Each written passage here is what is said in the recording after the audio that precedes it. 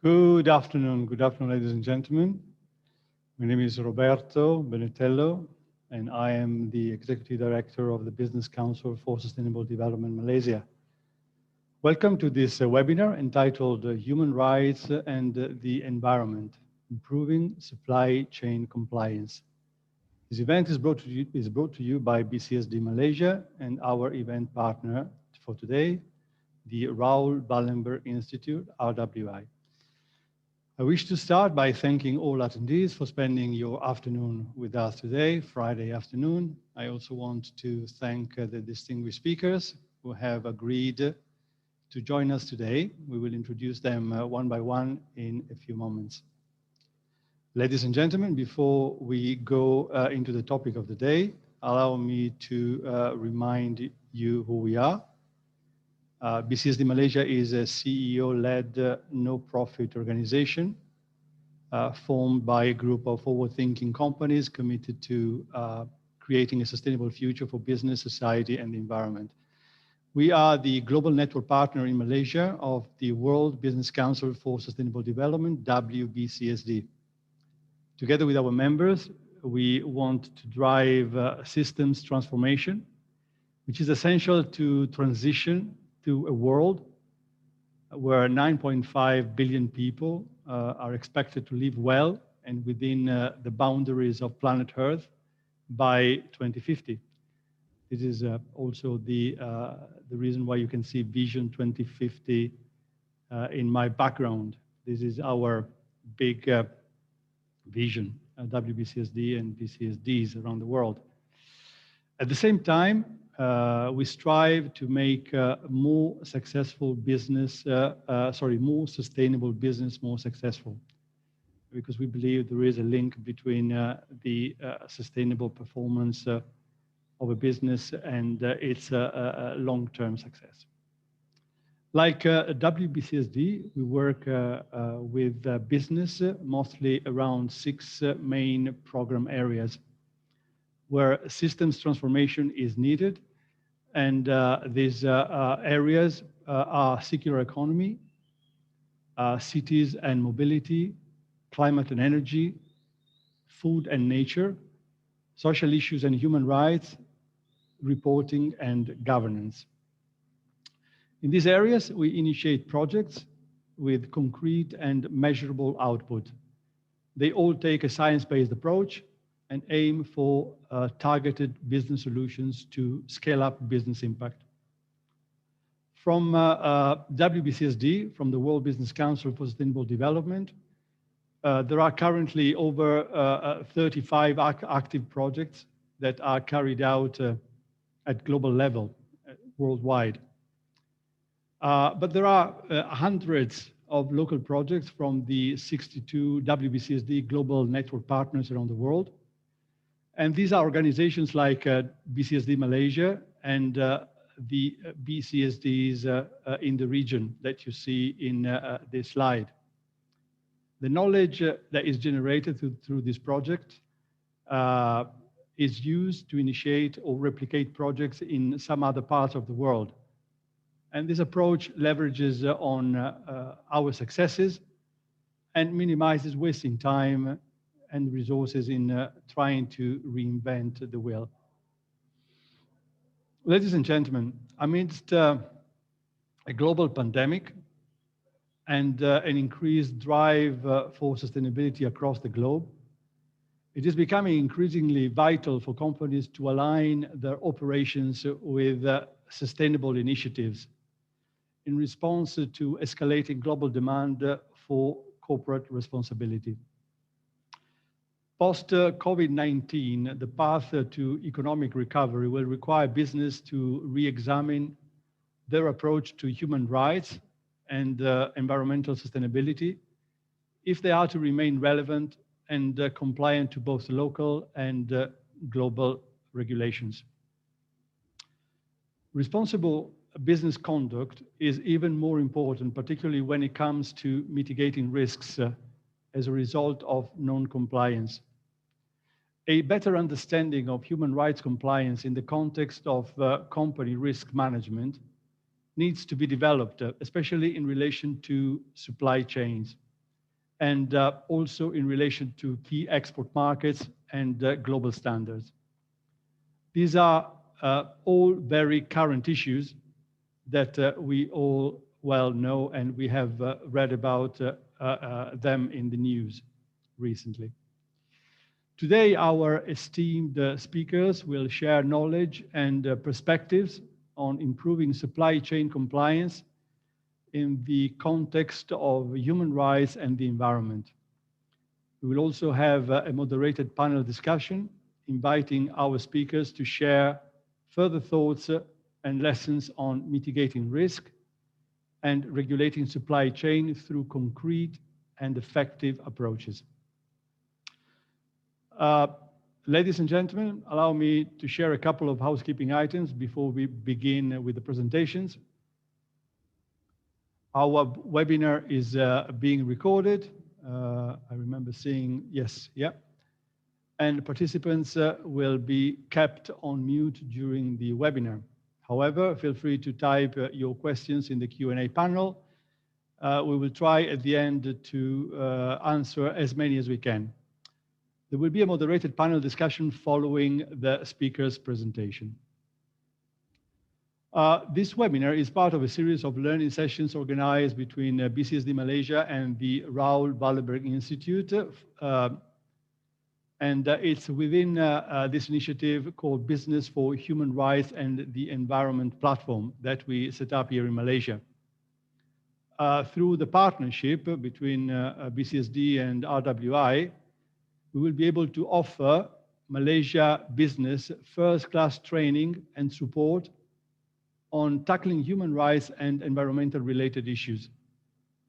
Named after Raoul Wallenberg, the Swedish diplomat who saved tens of thousands of Jews and other people at risk in Hungary at the end of Second World War, the Institute, RWI, is one of the most prestigious and active organizations in the field of human rights worldwide.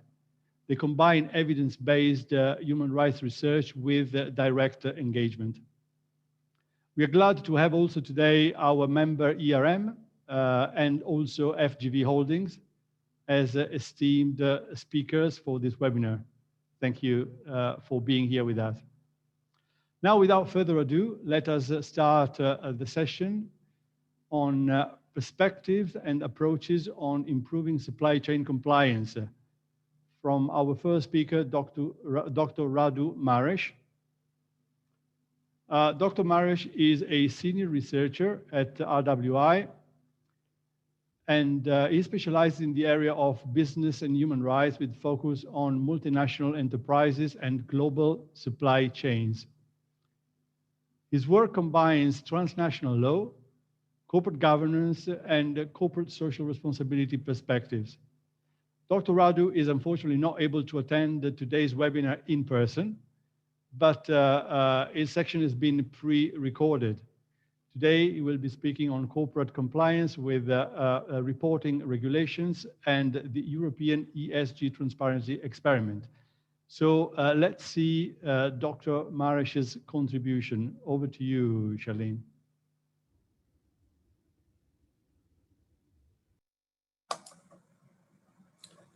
Greetings from Sweden. My name is Radu Mares. I work at the Raoul Wallenberg Institute of Human Rights. It's a pleasure to address you even through this pre-recorded intervention.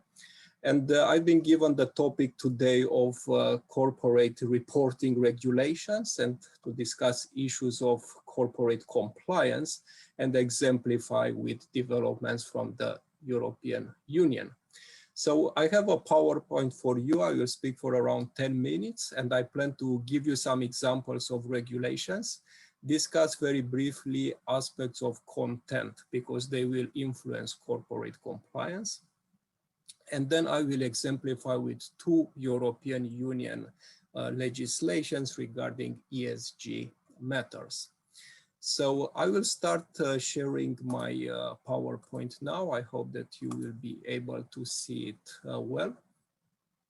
And in a previous webinar, We have discussed broader issues of regulation of global supply chains of transnational businesses, and we argued that the legislative environment is changing very fast. It's a very dynamic picture. And we have seen that transparency regulations or reporting laws are part of this second wave of legally binding instruments. And when I say that we have a wave, we can look at some examples. They have all appeared in the last decade, and they cover different aspects of business operations. Some of them, they deal with forced labor, modern slavery acts pioneered in California, then in the United Kingdom, and recently in Australia. So they all try to eliminate, through the power of transparency, forced labor from global supply chains. We also have regulations on conflict minerals coming from the United States, 2010, European Union, 2017. So this used the power of transparency to deal with minerals coming from conflict areas, civil war situation, and so on. Then we also have the EU reporting directive from 2014. It deals with many ESG aspects. More recently, we have a similar transparency regulation that focuses on financial actors, and this is from 2019. And if you want to understand the power of transparency as a policy tool, we can go all the way to corporate governance codes. From the UK in 1992, they pioneered the comply or explain approach that has become very popular in corporate governance. And when we compare the content of all these regulations, there are many aspects that can weaken and can make these laws ineffective. On the contrary, if they are dealt with properly, they can generate very usable information for many stakeholders. But what we see, the general picture is there is a lot of discretion for companies regarding how to report. So these laws are rarely prescriptive. And the way that this discretion appears, as you can see, in many different ways. For example, the requirements, what exactly to report on, can be formulated very broadly, or they can be, in rare instances, quite specific. Then what should be reported, the thresholds of what is relevant. These are the long-lasting discussions about materiality of information. What information is material, relevant for investors, for consumers, for other stakeholders.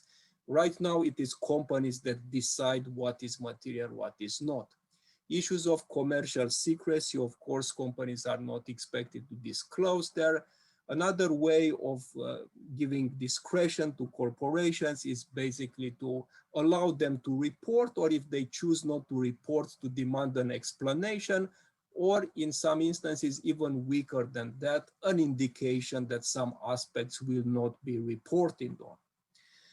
Who is auditing, who is verifying these reports? The laws do not require often an independent audit, so the companies will basically audit themselves on the reports. What are the sanctions for not compliance? Fines. There can be all kinds of injunctions from the courts and from the public authorities. A key logistic aspect is whether the state is collecting the reports, whether there is a public registry of reports.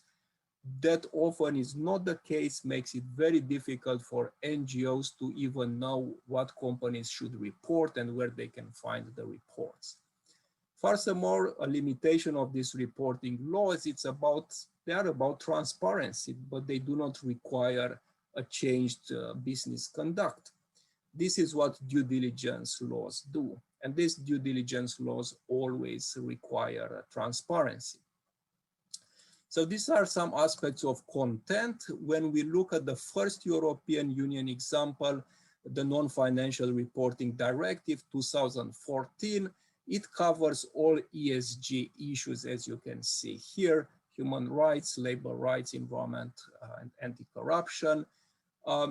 Companies are expected to report on their business model, the supply chains, their policies, their processes, the results of these policies, what risks ESG risks they encounter, and then identify also key performance indicators. So it's a pretty comprehensive cross-cutting EU law. It's being revised right now. In this year, the Commission, the EU Commission has come with a proposal for a strengthened directive. But before that, perhaps you want to consult this report. It's an EU assessment about how this non-financial reporting directive has worked. The conclusion is it's very hard to assess the impacts. It needs strengthening. You can see, for example, interesting information, how much money, what is the cost of issuing a report, 80,000 euro. To verify a report by an independent auditor, 76,000 euro. You might want to check the concept of double materiality. It's very interesting, and so on. So the new stronger EU legislation on reporting will have stronger provisions on audit. There will be more details regarding what should be reporting. The reports will be searchable through artificial intelligence. That will be quite interesting.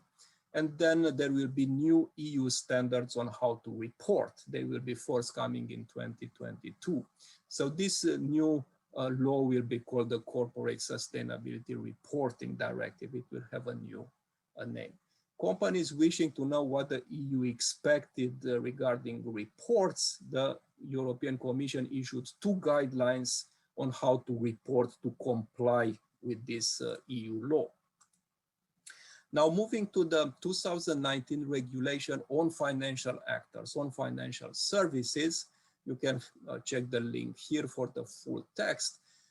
That's quite important because it covers all kinds of financial market participants and advisors, and they have to inform us about how they integrate ESG risks, how they deal with adverse impacts. So these actors will be expected to report on their policies. They have this provision of disclose what you do or explain if you are not doing and if you are not reporting. And then, of course, the obligation to publish periodically on the website. Quite important to understand why the European Union has adopted this regulation on financial services. I put some reasons here. It has to do with the SDGs, the Paris Agreement, the competitiveness of the European Union, very divergent standards and practices of disclosure, and then the demand from investment side, from the investors, from the financial markets. So if I had to conclude regarding these transparency laws, issues about corporate compliance. So there is still a challenge after many years how to determine what ESG information is relevant to the investors, to all the stakeholders. There are lots of standards and guidance available, but this challenge of materiality is quite serious. The effects of these transparency laws are manifold. They are visible inside the corporations when they collect, analyze, systematize, and act on this information, but also outside the reaction of the stakeholders. But the EU assessment has been that the effects of that non-financial reporting directive are quite difficult to assess. Important to pay attention to the users of the reports. It's quite foreseeable that market participants, including investors interested in sustainable finance, will make more and more use of these reports. And finally, it's important to realize that transparency laws are a quite important, a well-used regulatory tool in many policy areas, as the examples that I showed in the beginning attest. So with this, I will conclude my presentation, and I will wish you a great remaining webinar. All the best from Lund, from Sweden. Bye-bye.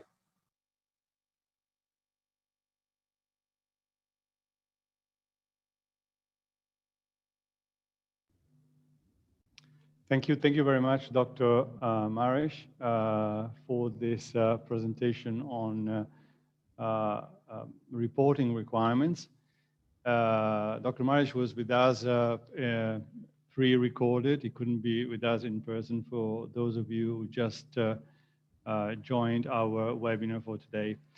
So next we have Miss Sabrina Genter from ERM, Environmental Resources Management.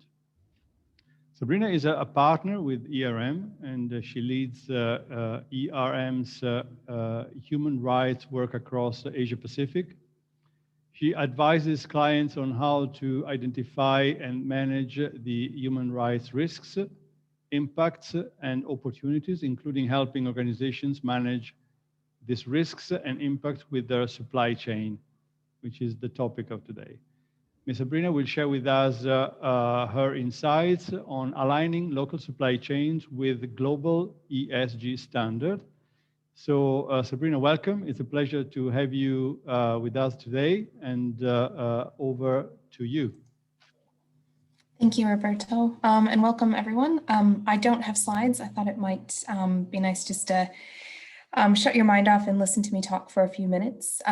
So I think one of the things I wanted to pick up on in the previous presenter's presentation was just the introduction of particularly modern slavery legislation. And although the focus of the previous presenter was largely on what's happening in the EU, we've seen the fallout and the implications of that much more broadly across the Asia Pacific region. And I always jokingly say that regardless of what kind of organization you are, you do sit within someone else's value chain. And many of us sit in value chains that include European companies who need to report against European requirements. So we are seeing the push through of a lot of those requirements into the supply chain. And I guess the other point just to pick up on is we're also seeing a lot of investor pressure to understand what supply chain risks look like across their value chains. So we're feeling it from a few different areas. And the next presenter will actually talk about kind of regulatory framework within a Malaysian context. But I think those European, what's happening in Europe, we're already starting to feel here. So I just wanted to talk through a little bit around our experience with regards to what that means and how organizations are actually responding to it. And there was a mention of audits, and we're seeing definitely an uptick in audit activity. But what we're seeing even more so is organizations, I guess, doing a systematic review of how they manage their supply chains so that they can actively report on that. And a big first step in doing that is actually introducing a code of conduct for suppliers. So setting out clearly what the expectations are. And as I mentioned, a lot of kind of the work that we're seeing is originally kind of originating within the modern slavery or the human rights space. So a strong focus on human rights, but we oftentimes find that that actually opens up a broader dialogue or discussion around a range of sustainability factors within the supply chain. So looking at a range of environmental and social matters as well as human rights. So once you've, I guess, identified what your kind of expectations are for suppliers, we're starting to see that then there's supplier self-assessments as part of the contracting process, and then increasingly audits being introduced. And those audits can cause some fatigue. So we're seeing organizations actually start to do an increasing amount, less audits probably, but more targeted and more focused based around where they see their risk profile. And I think one of the things that we've seen with regards to audits in particular is the pressure that it can place on small to medium-sized enterprises. And so for big organizations, they oftentimes have the infrastructure and can adequately respond and are well positioned to respond, but small to medium-sized enterprises may not have the infrastructure to respond or readily respond.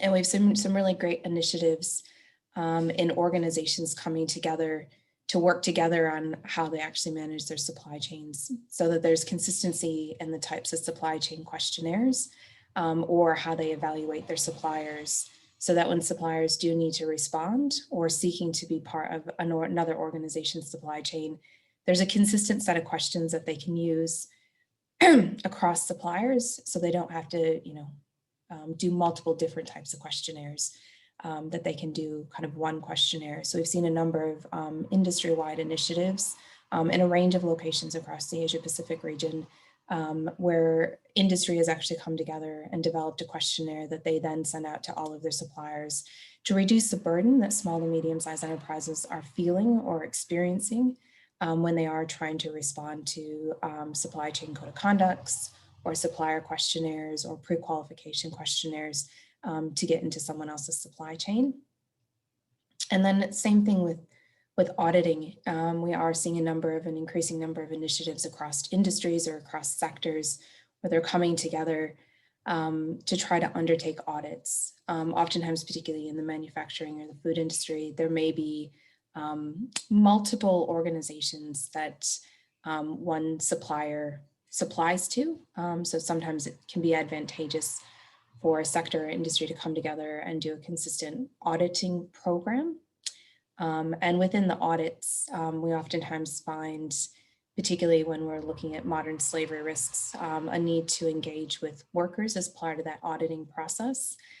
So we're also seeing an increasing amount and utilization of digital or technology, particularly with regards to COVID, because it is creating a challenge when we want to look at labor practices within the supply chain of actually being able to engage with workers. So using a range of different types of technology, both through digital media like this that we're talking to on today, but also using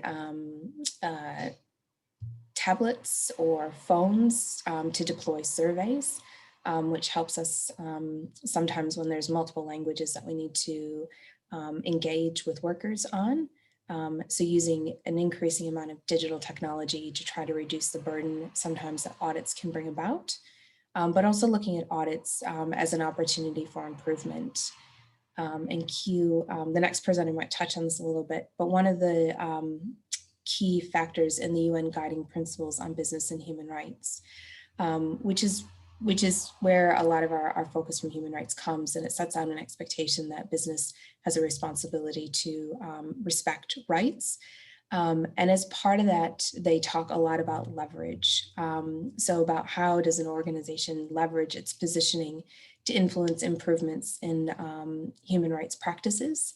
So we have seen from more progressive organizations really using their leverage within their supply chains to bring about better practices and encouraging their suppliers to do better, but not just kind of a top-down compliance orientated approach, but really around working with their suppliers to improve practices. So looking at it as an opportunity to build capacity within their supply chain to improve practices. And some of the things that need to be improved won't change overnight, but a recognition that there's a concerted effort and a concerted focus around delivering that type of change. So I think I might park it there in terms of, I guess, some of the things that we've seen in terms of kind of common practices in relation to, I guess, as a result of the EU, what we've been seeing organizations do here to respond, to give them confidence that they are actively responding to some of the risks and opportunities. So back over to you, Roberto. Thank you.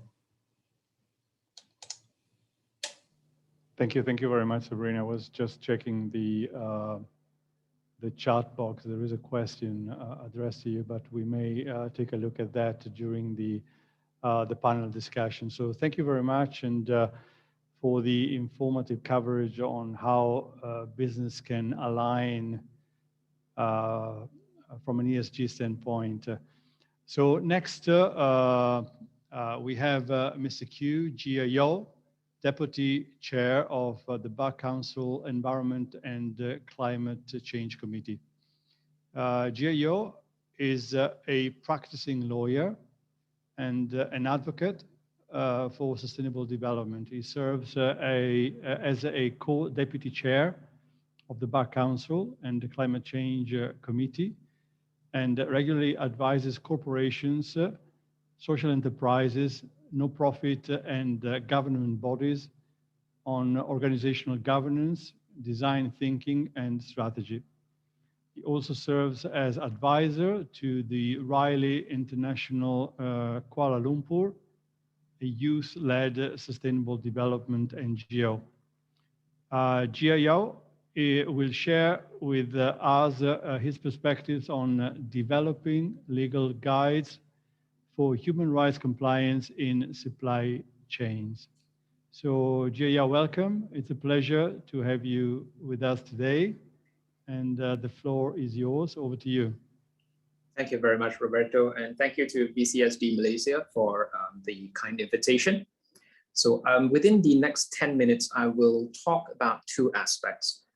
The first one will be on the increasing risks in Malaysia of not paying attention to environmental and human rights issues in your business. And secondly, I will touch very quickly on the practical steps for your organization to start ensuring compliance with human rights standards.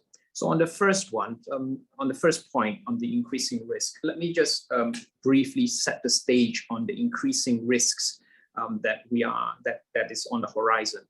You may be familiar with the top-down compliance requirements that are developing in the horizon, right? You have the National Action Plan on Business and Human Rights, which is being spearheaded by the Legal Affairs Division of the Prime Minister's Department.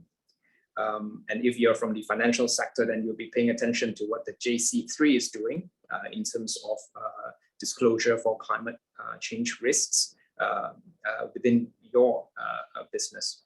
Now, less visible from these top-down pressures would be pressures from bottom-up and perhaps from other directions. So let me just run through some of these other factors that are heightening the risks for your organizations, right? Risk to liability from litigation specifically, from parties who have been harmed, whether it's from environmental pollution translating into human rights harms, and then that harm traveling up the supply chain to your organization. So what some of these pressures, components out there that are heightening the risk. So one of the less visible factors would be the increasingly sensitization of the Malaysian judiciary towards environmental and human rights impacts of business operations. Right. So if we pay attention to what the chief justices say in their official speeches in the recent opening of the legal year events, you will see that there is a consistent attention to environmental harm and a very clear message to judges as well as other legal officers, whether it's from the Attorney General's chambers or to lawyers generally, to take up cases in respect of environmental justice. Secondly, there are efforts ongoing agitating for the improvement of the rules of court, or also known as the rules of civil procedure, right? In terms of enhancing access to justice by people who are harmed by the negative impacts of business, such as environmental pollution. These improvements in the law on civil procedure include making it easier for victims and for interest groups to bring their cases to become proper litigants or plaintiffs, the locus standi issue, to have standing to sue, so broadening that. Other aspects of these broadening, improving the access of justice would be on making it easier to adduce and admit evidence in court. So these include, so these kinds of measures are helping public interest groups, civil society groups, local communities to bring cases into court. So the doors of our courts are slowly widening, right? On the other hand, the public interest groups, these local communities, they are also becoming more and more sophisticated. They have more diverse members. They bring in different types of skill sets, different capabilities, different networks. They are more resourceful, more connected, stronger solidarity. As we can see, the quality of the CSOs in Malaysia have been improving consistently, right? So these factors all contribute towards these communities and groups becoming stronger and more stable platforms for bringing legal action against human rights infringements or pollution cases, and those who are linked to them through those business relationships. So our work at the Bar Council, at the Environment and Climate Change Committee, we're directly involved with some of these activities in terms of supporting environmental justice. So that's what I can share in terms of the heightening risk. Now, moving on to the next part of which is, bearing in mind these risks, right? So let's talk about some of these practical steps that your organization can do. And I would advise that you start taking action now instead of waiting for the National Action Plan on Business and Human Rights to be fully developed before you start to get your house in order. I think the time for action is now. So what are some practical steps? I think you would start from the United Nations guiding principles, because that's the backbone of the Malaysian NAP on business and human rights. So start with the United Nations guiding principles, all right? Broadly speaking, 3 steps, right, for doing that. First of all, for your organization, you start by developing a policy commitment to respect human rights. All right, so start simple. Take for reference the Universal Declaration of Human Rights, right? So you start from there.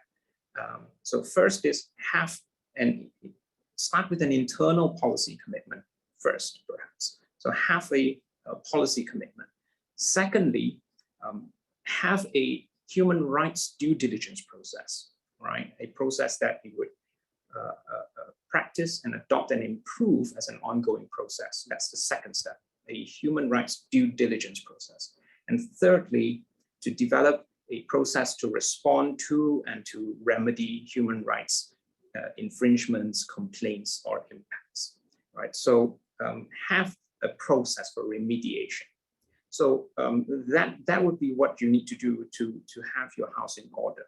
So the first one I've mentioned. So the second one, which is to develop a human rights due diligence process, right? So for this, the purpose of having this due diligence process is really for you to avoid actual and potential negative human rights impacts in your business.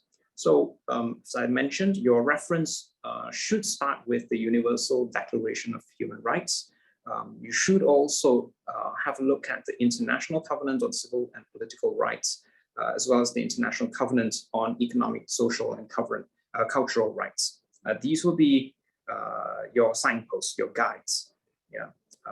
And then from there, you can then map and assess all the impacts that your business cause directly, right?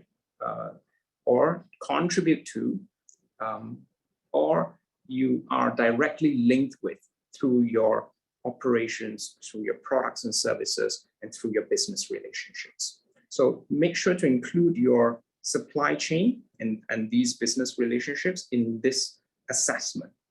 All right. Essentially, you map out who are all the humans involved, and you map out the relationships and look for the actual and the potential human rights impacts of your operations. So a proper due diligence process should include 4 steps.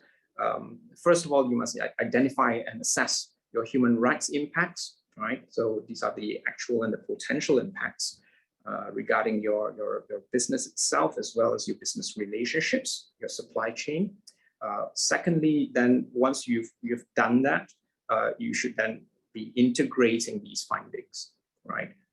And then the third, you would be tracking and monitoring how the effectiveness of your processes. And then lastly, there's the communication of these, what you find, right? Communicating and reporting. Now, so that would be at a more sophisticated step of the development of your due diligence process. Now, these are the 4 key main stages that would be involved in a good and robust due diligence process, right? So, and that's an ongoing process, right, that you would be building on. So, yeah, that's briefly speaking the things that that would be involved.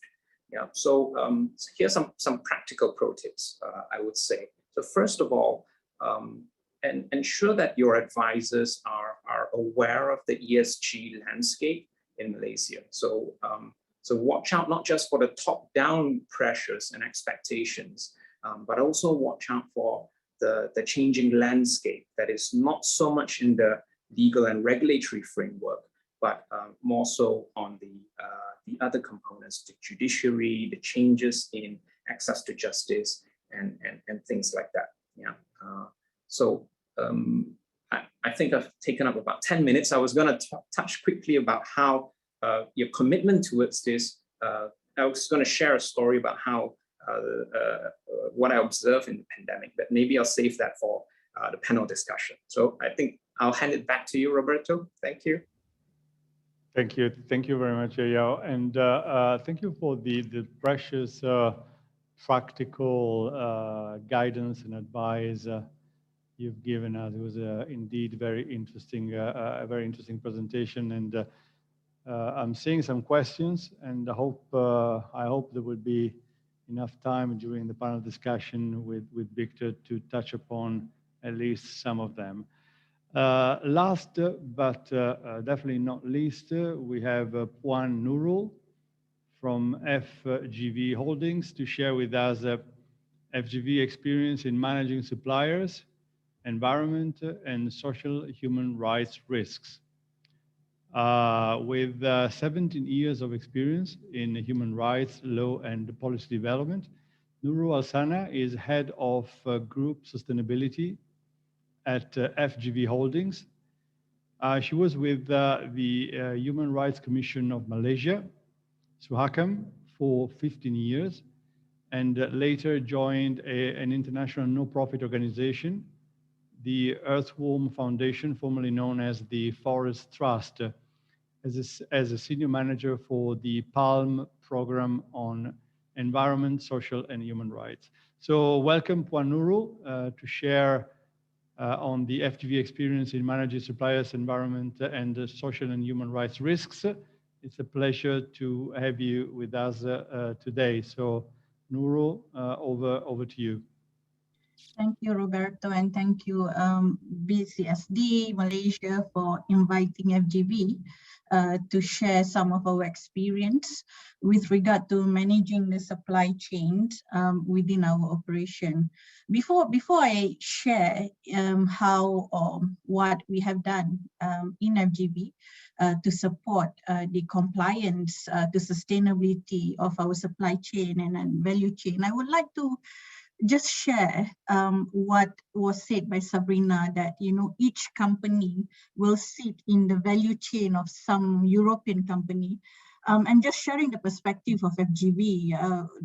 FGV sits in many value chain of many companies, internationally, local, and of course with the increasing attention internationally on matters relating to sustainability, in particular labor aspect, that we have been seeing increasingly a lot of companies that are coming to us to require disclosure in terms of our labor practices, be it through what Sabrina mentioned, questionnaires, technologies, and some have also done on-ground audit assessment in our operation to ensure that whatever we disclose through questionnaires are coherent or consistent with the actual practice on the ground. So we are seeing that increasingly this will be adopted by many other companies, and many companies are already very, very strict in terms of requiring information, and they will not just stop at or they will not be content with just receiving your declaration in terms of compliance, but they will want to conduct a lot of assessment, verification, and also audit work.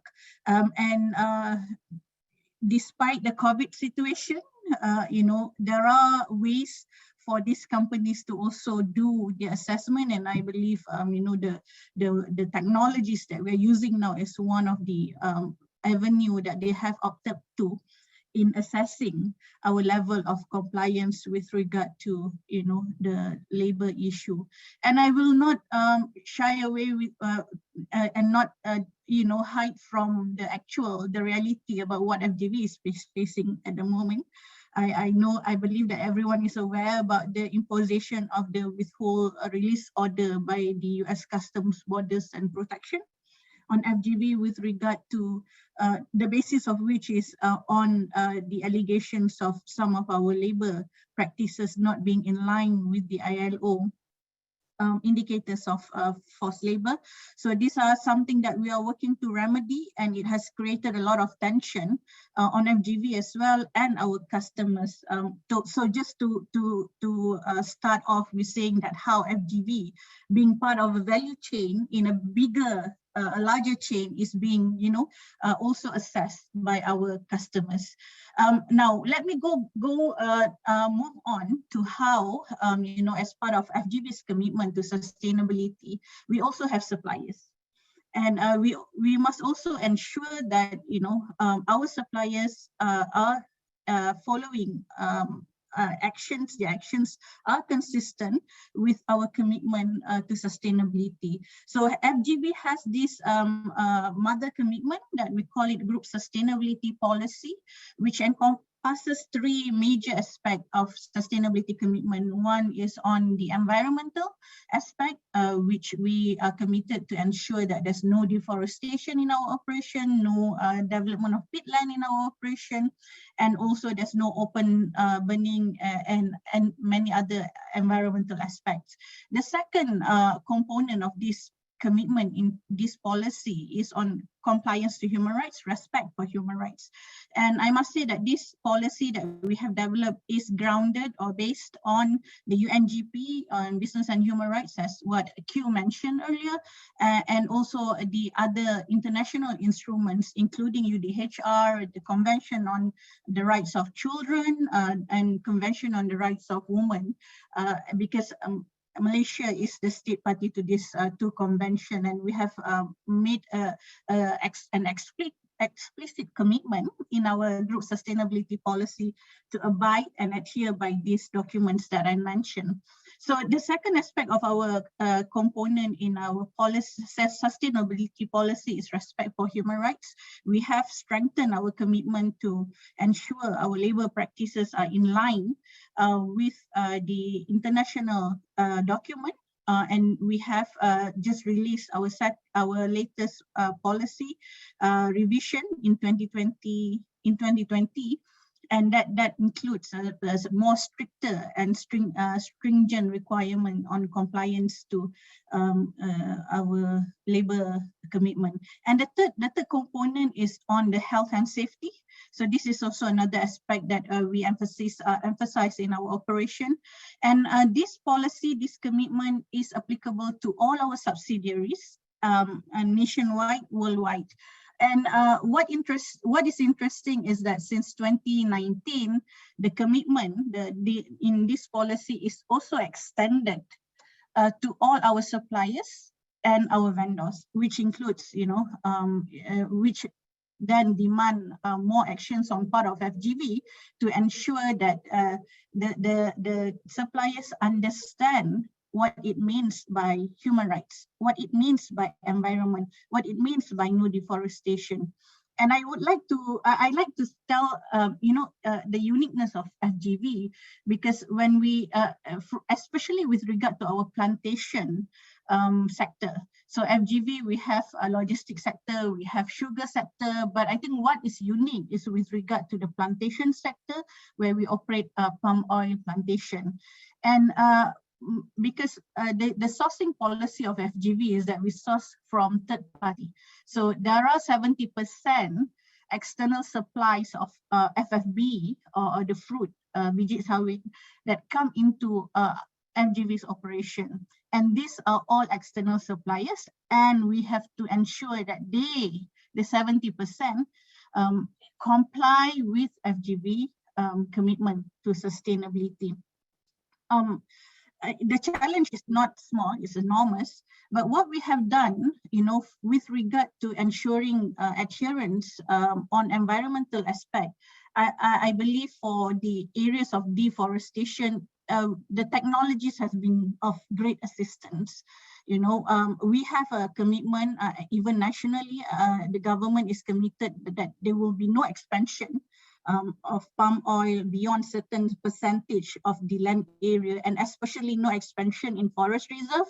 So the satellite imagery and monitoring has assisted us in identifying potential risks with regard to our suppliers. So just to share with you a case on this, we have through the satellite imagery saw one suppliers that has expanded their area in what is once known as forest reserve. And we engage with them.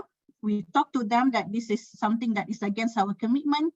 And in order for us to continue to do business with you, these are the requirements, which includes, you know, remediation, compensation, and rehabilitation of the area.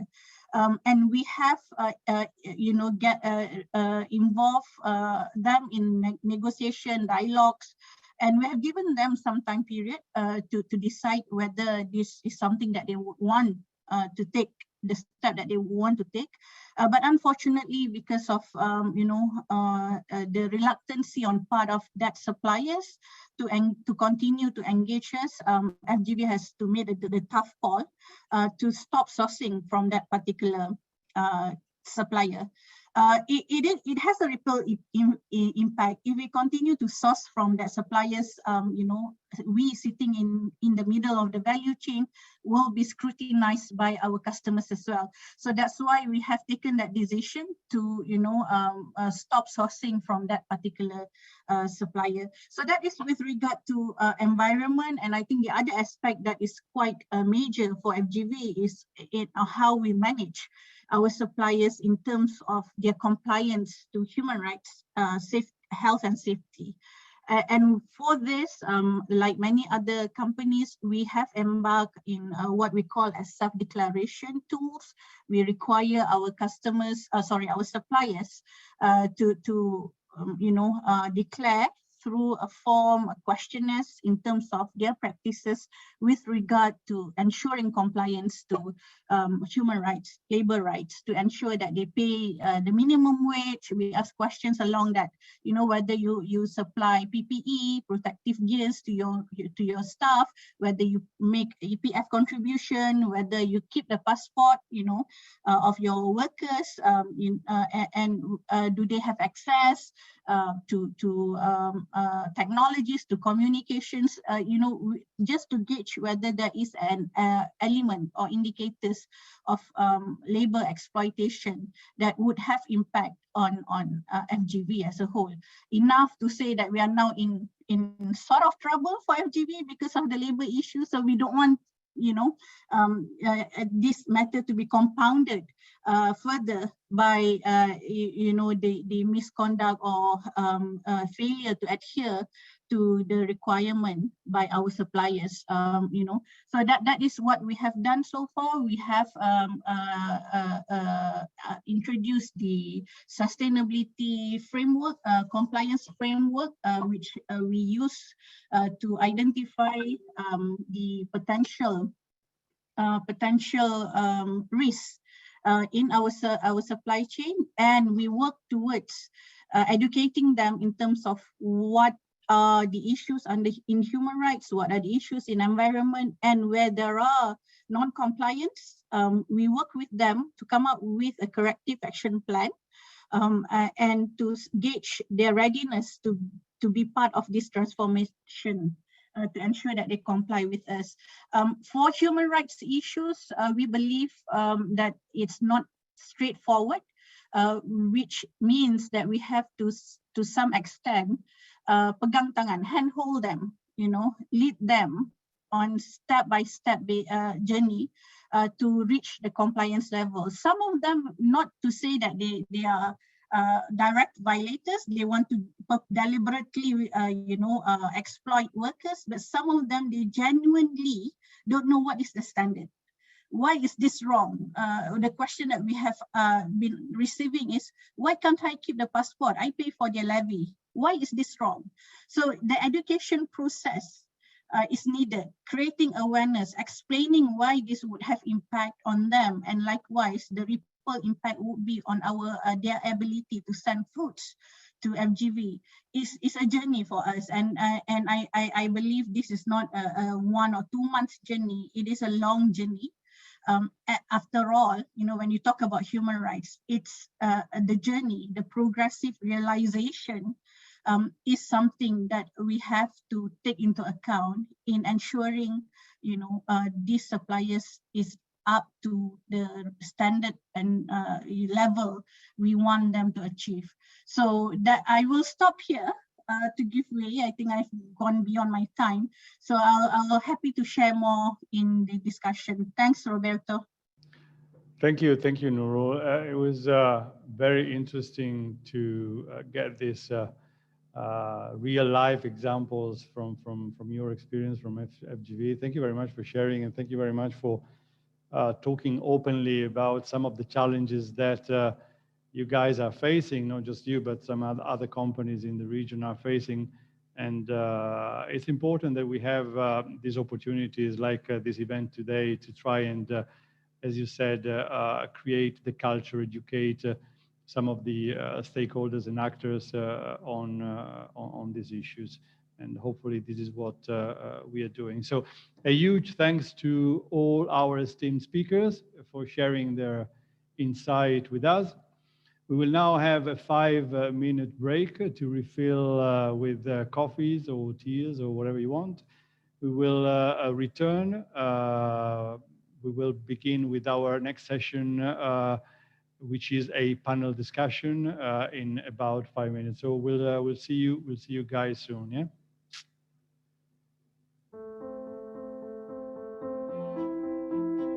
Oh, welcome back, everyone. I hope you managed to refill your cups, and please make yourself comfortable as we begin the panel discussion. I'm glad to see some questions in our chat box, and I hope there will be time to answer at least some of them. Let us welcome Mr. Victor Bernard from RWI, who will be our panel moderator for the next session. Victor is the program officer overseeing the human rights and environment sector at RWI. With over 4 years of on-the-ground experience in Asia, Victor has developed a genuine appreciation for the complexities, challenges, but also opportunities in international development. With his work, Victor supports partners in integrating a rights-based approach into their work on various environmental themes.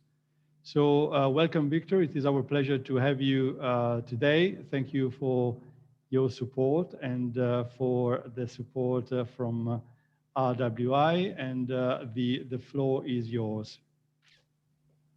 Thank you so much, Roberto, for this very kind introduction of myself. And I would just like to begin by saying thanks to everybody for spending your afternoon or your Friday afternoon with us, discussing this very important issue of human rights and the environment in the supply chains. Before we begin, I would like to take this opportunity to briefly introduce the Raoul Wallenberg Institute, RWI, which in fact Roberto did a great job doing already. But the Institute is a research and an academic institution headquartered in Lund, Sweden, but also has offices in Asia, Africa, Eastern Europe, and Southern Latin America. We work across 4 thematic streams, including on business, human rights, and environment, under which we're co-hosting a series of regional dialogues with the members of the Business Council in Malaysia. We have also, since 2016, conducted targeted trainings on human rights and environment for company representatives, together with other critical stakeholders, such as the legal and the judicial sector, the national human rights institutions, civil society, and government officials from across Asia Pacific. From our engagement with the MBCSD and its members, we have discovered that despite the growing recognition of the imperative role businesses play in addressing human rights, there is a significant knowledge gap on how human rights are linked to the environment.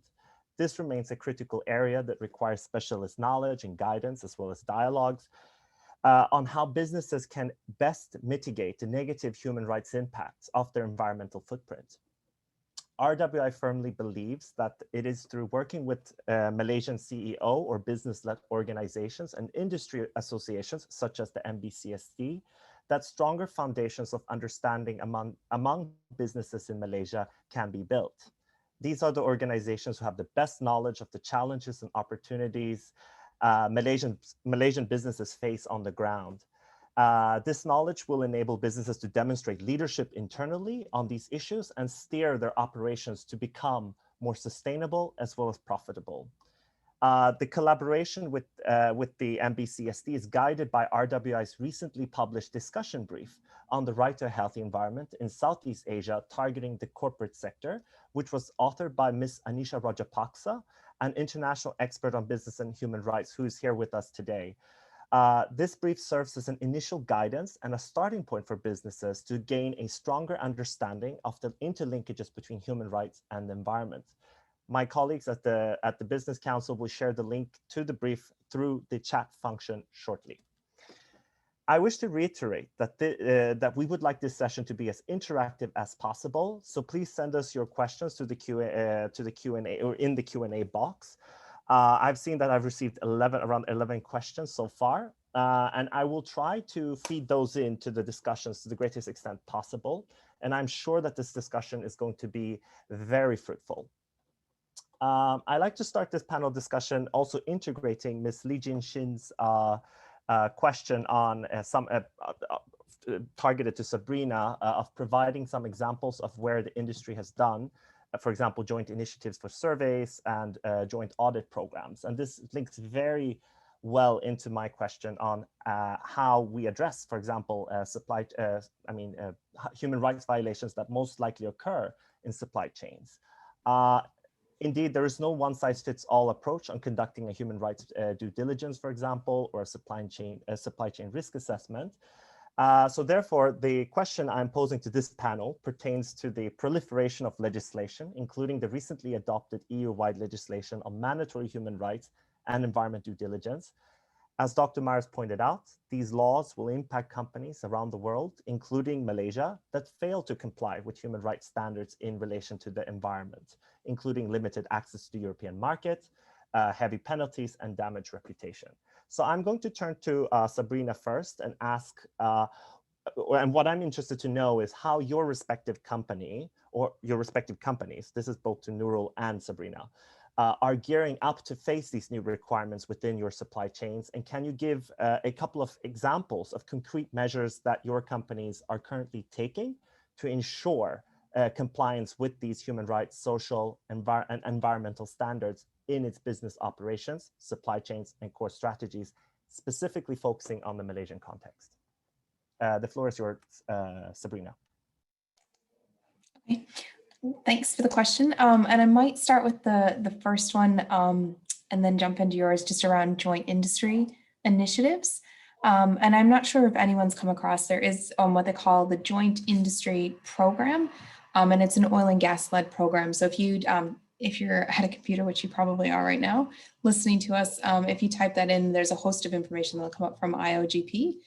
And there is, from the oil and gas industry, they've actually worked together to come up with a procurement process.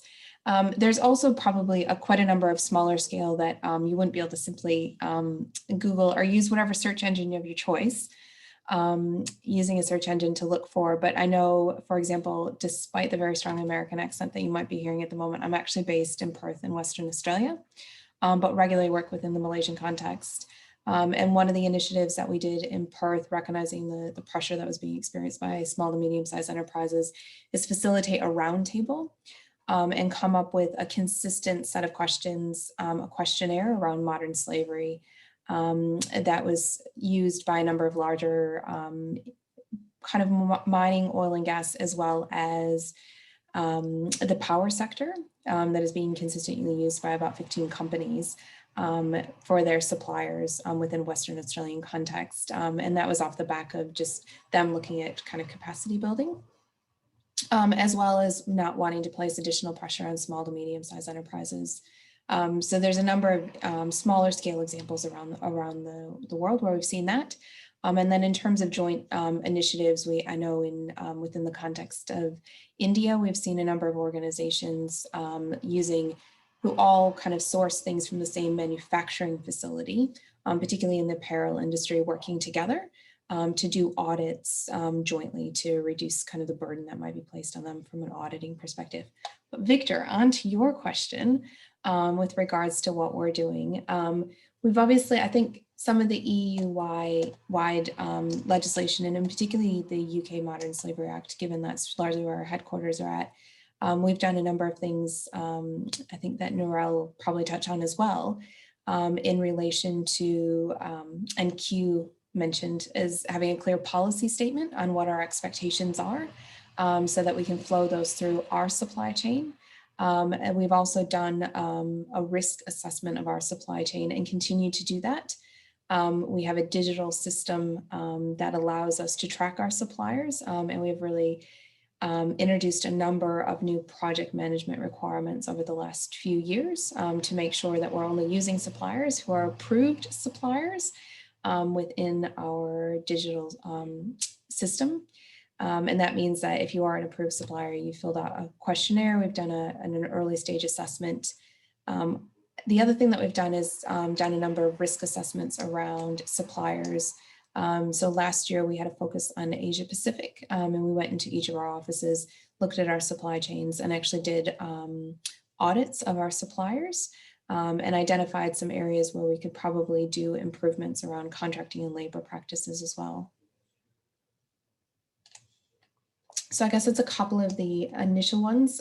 We've also started doing probably more work, particularly around environment, because we haven't made a net zero commitment, not just because of legislation or regulatorily driven, but a net zero commitment. So looking at how we're going to achieve that as an organization and how we achieve that within our supply chain. So increasingly doing an extensive amount of due diligence and understanding what our emissions look like, our emissions profile looks like, and in improving practices around that as well. Thank you so much, Sabrina. This is very interesting that we're also now focusing on the environmental field and trying to strengthen that part, and that you have also adopted a net zero target. I would like to also now give the floor to Nourel to give some insights into FGV in response to these questions. Nourel, the floor is yours. Thanks, Victor. So, well, I should also start by saying that, you know, the palm industry is one of the most regulated industry. We have, you know, not only the customers requiring us to comply with the changing, you know, policy framework, but we also have RSPO. So although it's voluntary, but for members for companies who become members to RSPO, you know, we have to comply with the PNC, the standards that are adopted by RSPO, and these standards are, you know, at par or emulate the international documents. So they have made reference to all the international UN document, and they have also embedded the changes in EU requirement. Maybe not the latest one, but eventually it will be included as well. So in terms of ensuring compliance, you know, it is through multi-area, multi-folds for companies like FGV. So we also have, you know, another group of customers that have introduced the NDPE implementation framework that require us to ensure or declare the level of, you know, our achievement with regard to compliance to that framework. So for a company like FGV, I believe that would be already required, given that you must comply. But what I would also like to share is with regard to our suppliers, the smallholders, the SMEs that are supplying to all these multi-companies through FGV. So their fruits come to FGV and they are our suppliers, and the CPO end up in and byproduct end up in many other multinational companies. So that's how we are managing these suppliers. We have introduced in FGV, we have the traceability and validation task force. It's a group of people from FGV, from MISI, Malaysian Institute of Supply Chain Innovation. We come together, we do the risk mapping, understand where is the suppliers coming from, risk map them against the environment and also human rights indicators, including the latest standards. And then we work with them to ensure compliance. And it's not an easy task because you're talking about small players. Sometimes they only have 1 hectare, 2 hectare of land.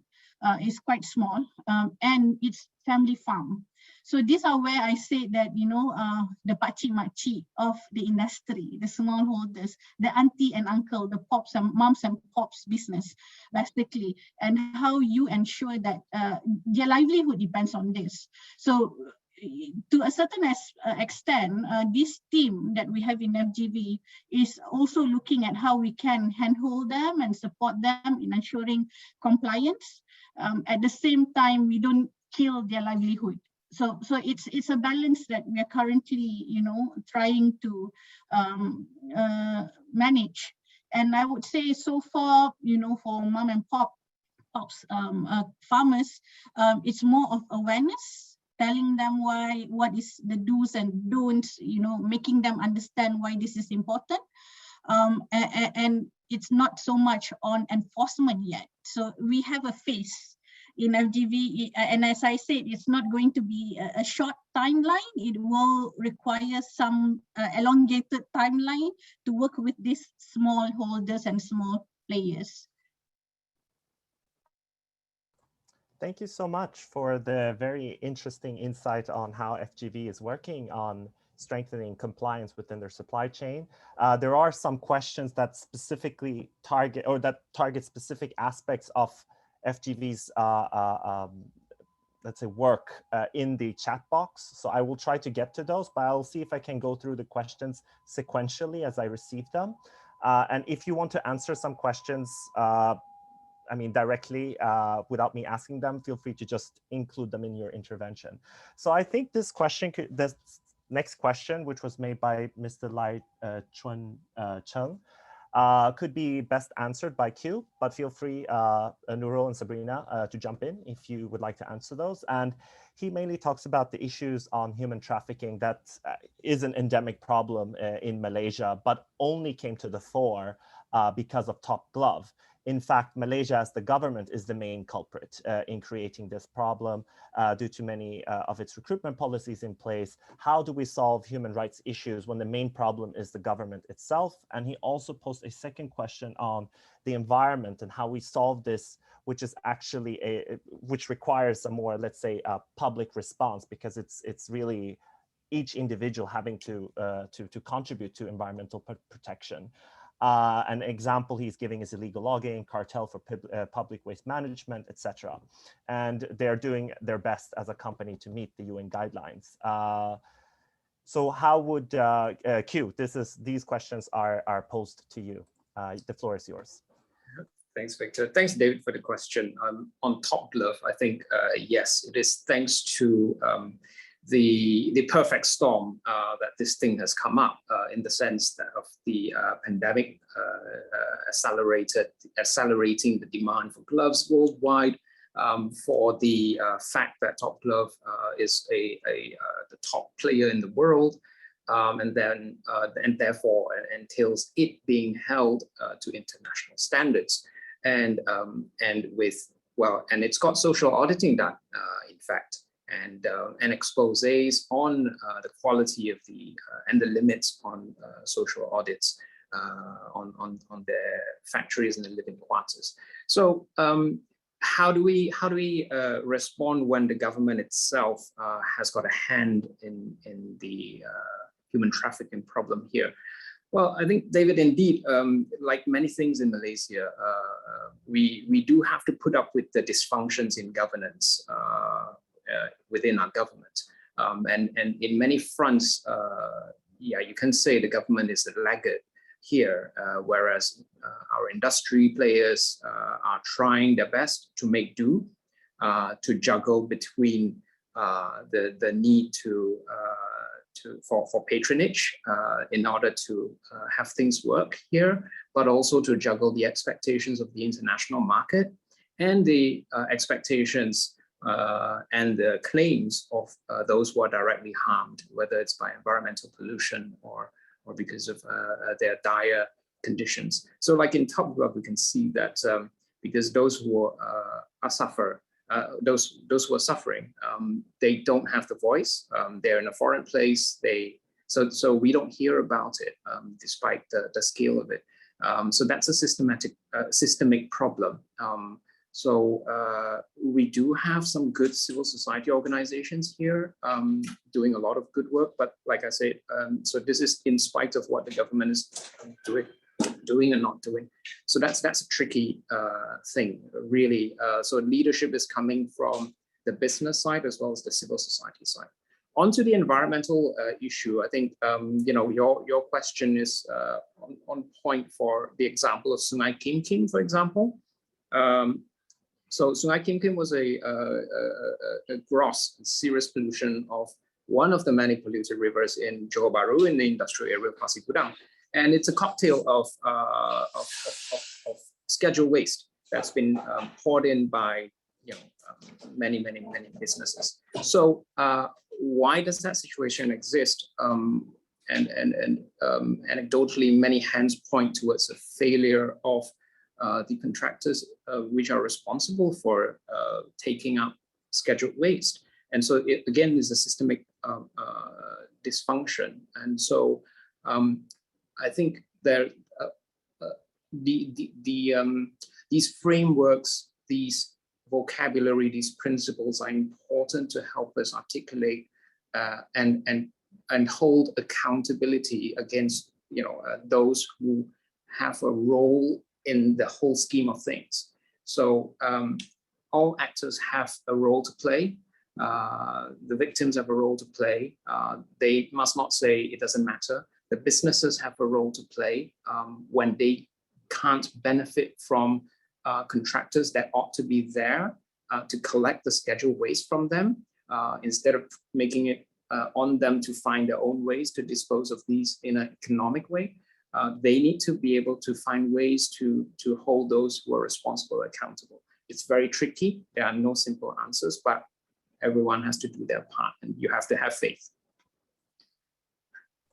Thank you so much. Yes, I would also agree that businesses cannot go at it alone, but they do play a vital role in actually ensuring this collective action with regards to the environment, but also human trafficking issues. They play a role, and the collective action is the way forward. And in this day and age, there really isn't any solid enough excuses for business inaction in these contexts. But let's move on to the next question, because we are receiving a lot of questions and we have so little time. So I hope I can cover most of them within this very short time frame. So the next one came from Peter Tong. Are these ASEAN, or are the authorities here in ASEAN seeing human rights in supply chains in the same light as their European counterparts? And if not, what is being done to narrow this gap?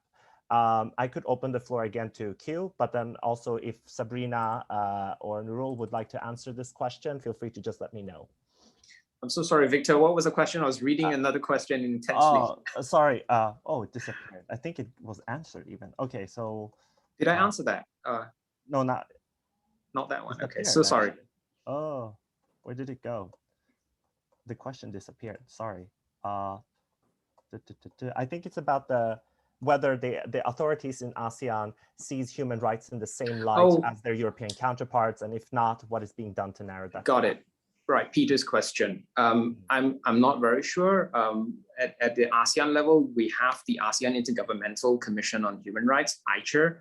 I'm not very sure if it's looking at human rights supply chains in this region seriously, and so well, my kind of involvement from the working on transboundary haze pollution from civil society side, public participation side, we don't see much that we can leverage off the work of ICHR. That's what I can say.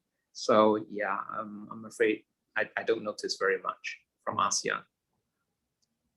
All right, thank you. I just realized that we only have 5 minutes left, so I will move on to the last question amongst these, and I hope the panelists can provide written answers as we move on, if possible. But one last question that I saw is, what are the key roles and responsibilities of companies downstream of the supply chain, including international buyers? Should their main focus be on conducting human rights due diligence, or do they need to do more than that? And second one, I think, is also important. What is the main challenges that you face in ensuring human rights compliance in the supply chain? I will start with Sabrina, and then we'll move to Nurul, and then Q, and then we will have to wrap up our panel discussion. Thanks. There's so much to answer in so little time. I do think that the human rights due diligence piece is really important, but I think there's a lot of dialogue around what due diligence actually means. And we oftentimes talk about due diligence within the context of doing kind of monitoring and evaluation, but the UN guiding principles really talk about the fact that due diligence is about understanding your risks and your impacts and mitigating and managing those. So I do think that that forms a key part of the process, is understanding what your risks and impacts are within your supply chain, and then going about managing those. And as a base case is to do no harm, where ideally, where we've talked a little bit about leverage, it's actually moving beyond that and actually taking steps to do more and to drive, I guess, improved practices. But I might give at least a minute for the other two panelists to provide a bit of a response as well. Thank you. Nurul? Yeah, thanks. Well, I agree with Sabrina. You know, at the end of the day, due diligence is understanding your risks and managing your risks, and ensuring that, you know, there is adequate monitoring, and you communicate importantly in a transparent manner as to what the risks are and how you are managing the risks. On the other question, that is with regard to what downstream companies can do, I believe this is where the shared responsibility aspect comes in. You know, we need, and especially those from the smallholders need support. You know, compliance sometimes would also involve some investment, and that's where it is important for, you know, downstream companies to also come in and understand how we can support this aspect of compliance, and then, you know, get to the benefit of everyone in the supply chain. And to a certain extent, I'm seeing from my experience working with some of our customers who are at the end downstream companies, big brands, most of them, they do really come in and offer their support. And in fact, the TVTF program that I mentioned is with collaboration with PNG. So, and we are getting more interest from brands to come in and to ask us, you know, how they can support the smallholders initiative. Understandable, because FGV's sourcing is sourcing from big, you know, smallholders group. So I'm seeing more and more brands coming in offering the assistance, but it would be good to understand how their views as well in terms of other companies. Thank you. I just want to feed off from what Nurul said earlier, that it's a long journey, and you know, I would say we have to live with each other, and so it's really good if we could, with suitable partners, then invest into those relationships. So from practical terms, the question that was asked, what can companies downstream do, is, you know, sorry, I'm just going to say, like, you know, behave authentically, like, okay, own up to problems and focus on solutions. So in that sense, maybe it's not so good to have the lawyers in front doing the talking and the negotiations and the problem solving, because then the lawyers would just put up the walls and draw out the guns and the knives. And that's not about building relationships. And likewise, from the buyer's perspective, very often when there are revealed to be infringements, then smallholders, you get dropped like a bag of weed, right? So some patience and some investments into relationships would be great, but that's not easy to do. So having more faith in people and transitioning from purely transactional relationships into more meaningful relationships, that would just build into more resilient and more competitive businesses. Thank you so much. That was a great wrap up of this discussion. For me, it has been very insightful, and I wish we had more time to actually dig deeper into these very interesting topics. I just want to point out that there was a question on IT and its role in ensuring or in compliance within the supply chains. And I would just like to say that we are discussing the potential of designing a separate webinar just on that, solely on that topic. So please stay tuned for future, future webinars. Unfortunately, this is all the time we have for this panel discussion. I would like to thank the panelists and the attendees for joining us. And I would like to pass the floor on to Roberto now. Thank you.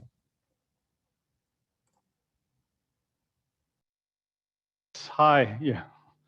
I think you still had a little bit of time, Victor. If there's any closing remarks that you would like to make at this point, please, you can come back and say something, because I think we are due to finish at 4:45, if I'm not mistaken. So you were supposed to give some closing remarks. Is there anything that, Victor, you want to say? I actually had a question particularly on the need. So to my business counterparts, and this could also be extended to the participants, is there a need for more capacity building? And if so, in which areas would you see the greatest need for this, i.e. guidance to conduct a human rights due diligence, engaging with key stakeholders, translating international standards and regulations into applicable practices on the ground, and so forth? You're more than welcome to insert a couple of keywords in the chat box, and I will feed that into the discussions and into the notes. Thanks. There was a question also from Edmund Bond. Is Malaysia ready for mandatory due diligence laws? I think that was that is an interesting question to debate if we have time. Perhaps Q, do you have any insight on that one? Well, I don't know. I'm much more interested in listening to what the business, the people from the business have to say. Well, I think we need more lawyers to be more aware as well, so that they can support. But I'm much more interested, maybe for Nurul. Well, this is interesting. I think for Malaysia, it will need to be in a stages phase again. And I believe for companies, listed companies, to a certain extent, we can look into making it, a mandatory requirement, given the attention that is now facing most of Malaysian company.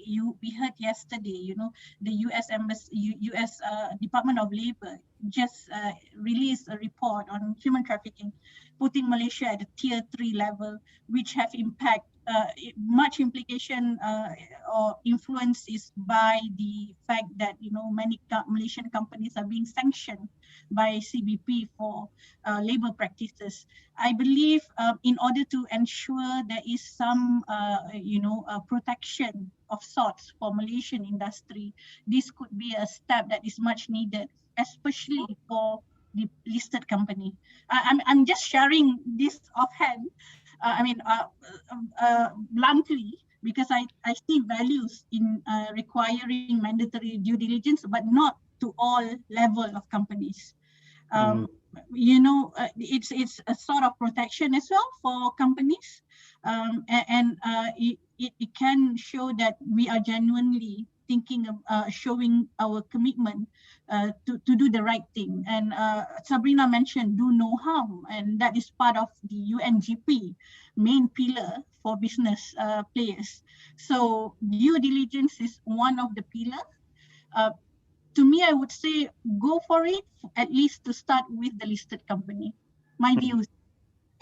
Sabrina, from your point of observation, I understand that you have Asia Pacific responsibility. So can you give us some very briefly some insight on the differences that you see from country to country, for example, in Southeast Asia, in terms of readiness to comply, for example, to human rights issues? Are there countries that are more advanced than others, and how do you see that from your point of view? I think it's an interesting one, and maybe Q can probably comment on it from a regulatory standpoint in terms of readiness. But I think what we've seen probably is I think my experience probably differs by industry. So some industries have kind of tackled the issues sooner than others, partly not even driven by regulatory compliance, but partly driven by investor risk or civil society kind of raising the red flag, or as we talked about earlier, the white flag.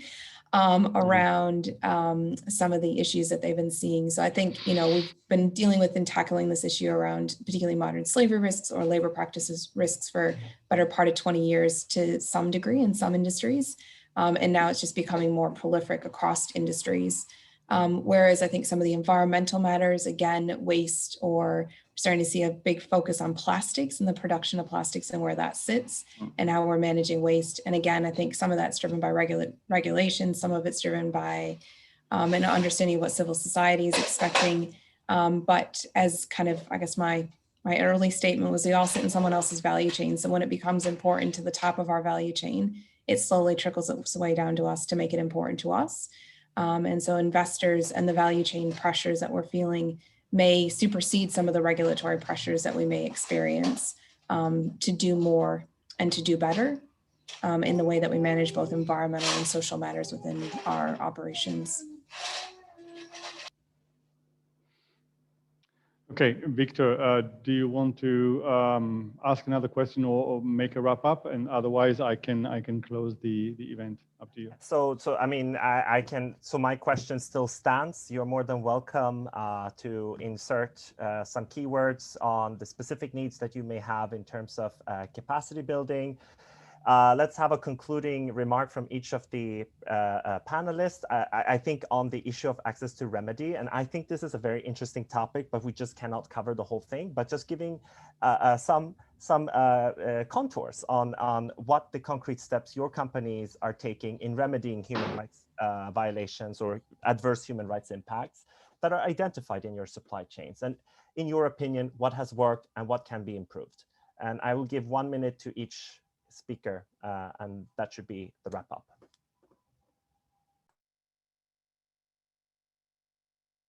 Sorry, and I would like to start with Sabrina first. So I think there's a couple of aspects to remedy for us. One is we work with organizations to help them develop their own grievance mechanism or means of kind of establishing remedy. And some of the really more progressive organizations are actually starting to look at the underlying drivers of things like modern slavery. So is it around poverty that are driving people to enter into really poor labor practices? And how do we actually address some of those underlying issues, which I think is really interesting. Another area where we've seen really great initiatives, and again, joint industry initiatives, is around the use of recruitment agents.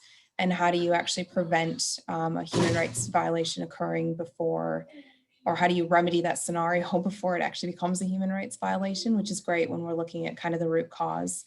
I think from our own organization, from ERM's perspective, is that we have looked in our supply chain and we have worked with some of our small to medium-sized enterprises to help them build their own capacity to understand what human rights are, how to undertake human rights due diligence, and ensuring that they have a grievance mechanism in place that can be accessed by their employees.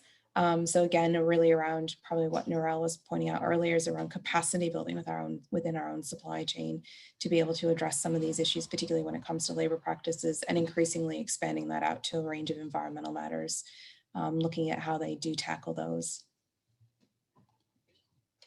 Thank you so much for that very interesting insight. I would like to pass the floor to Nurul.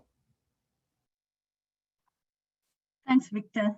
So I think with regard to this issue, this is one area that all companies would need to strengthen.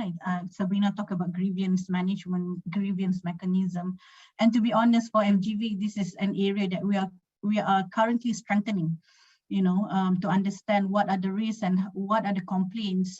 If you have a strong grievance mechanism, then you would have more information as to what is the actual situation, the realities on the ground for you to remedy. And we hope that this would be the last step, because what we believe in is by creating awareness, understanding, educating, we would not need to go to the extent of remedy. It's better to prevent any potential violation.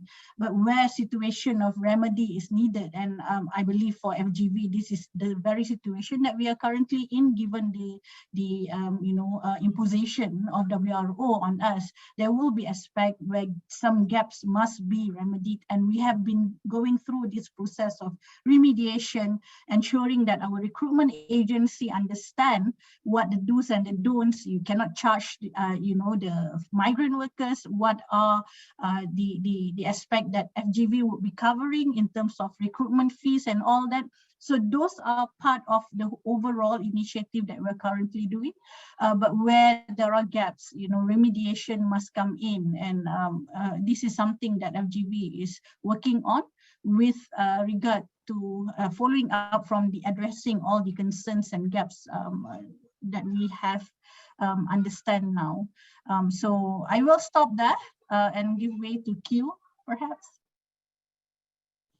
I think, yeah, thanks. Sabrina and Nurul, you've touched on, you've covered remediation a lot, very, very well, I think. So I just want to go back to what Edmund Bond's question on, are we ready for mandatory due diligence requirements? And I think the sentiment of Malaysian companies in this time would be that, why make it more onerous for businesses when we are facing these economic challenges, we're facing these pandemic operational challenges, and it will be extremely unpopular. But I just want to share a very quick pandemic story about why it makes sense, why it opens up a lot of possibilities for businesses when they embrace their roles and their responsibilities in society. So I wear another hat as part of the all-party parliamentary group Malaysia on the SDGs, that's the APPGM. Basically, it's a group formed by the Speaker of Parliament for the localizing of SDGs at the constituency level. And so with the participation of various members of parliament. And so when the pandemic hit and everyone had to go into lockdown, our work and our project partners on the ground, we immediately sensed that the biggest challenge is how do we help and assist the livelihoods of the mom and pop, the small businesses out there throughout Malaysia, how to move them into to transition and to survive under a lockdown situation. And that's how do they get onto e-commerce and how do they distribute their wares and their goods through these alternative new channels. And so we started, so the APPGM that's me wearing my nonprofit and public sector hat. And so we were looking through our partners in the accelerator hubs, the business development hubs, and they were then identifying who were the business champions who have a role, who have history working with them in terms of helping these local businesses get onto e-commerce. And so we were then looking to which are the suitable partners, telcos who have invested into e-commerce platforms, and we were looking at which one had more sensitivity to these local development and livelihood issues as a good partner to work with. And so I just want to share that as an anecdote that your commitment towards human rights, towards people, and working with them in meaningful relationships and using your products and services to uplift them really strengthens your competitiveness and your resilience so that you can really change and pivot your business model in times of change. And well, how did the story end? Well, we couldn't connect all the dots, but I trust you don't need a fairy tale to be inspired, but basically I shared that just to show about the possibilities that are there. Thank you very much.